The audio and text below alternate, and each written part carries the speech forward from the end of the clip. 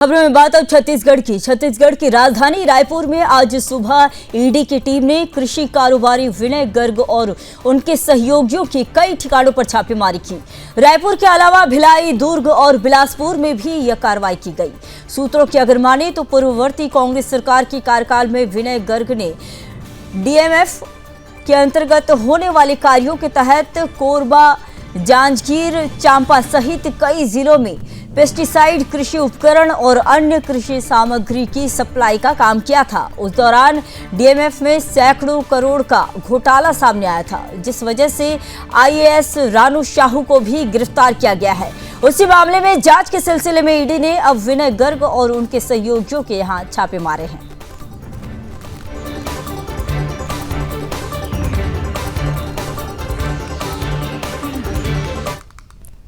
इसी खबर पर और अधिक जानकारी के साथ मेरे सहयोगी योगेश मिश्रा जुड़ चुके हैं। योगेश, बताइए, ईडी का आज छापा मारा गया है, क्या कुछ गिरफ्तारियां हुई हैं और क्या पूरा मामला है?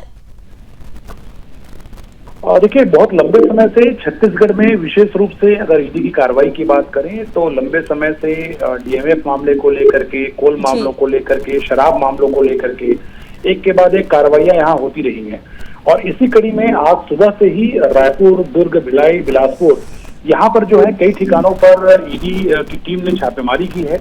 और हालांकि अभी ऑफिशियल स्टेटमेंट जो है ईडी की तरफ से नहीं आया है, लेकिन सूत्र ये बता रहे हैं कि खास तौर पे जिला खनिज निधि को लेकर के जिस तरह के करप्शन के आरोप पूर्ववर्ती कांग्रेस सरकार पर जो लगते रहे हैं, तो उससे जुड़ा हुआ ये पूरा मामला है। और चूंकि इस मामले को लेकर के कई आईएएस जो हैं वो फिलहाल जेल के सलाखों के पीछे रहे हैं और इस मामले में कांग्रेस से कई बड़े नेताओं के नाम सामने आते रहे हैं, ऐसे में ये माना जा रहा है कि कई बड़े जो व्यवसायी हैं जो रायपुर में रहते हैं विशेष रूप से, उनसे कनेक्शन जो है खंगाला जा रहा है कि क्या कनेक्शन कांग्रेस के नेताओं से उनका था।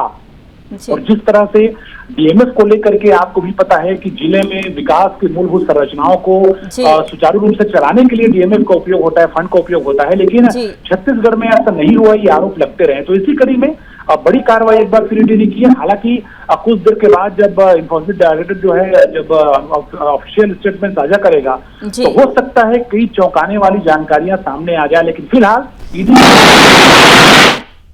तो क्या लग रहा है योगेश जी, कौन से ऐसे बड़े नामों की जो है उनका खुलासा हो सकता है? कौन से ऐसे बड़े नाम, जो जैसा कि आप भी बता रहे थे, कई ऐसे बड़े नेताओं के नाम भी सामने आ सकते हैं?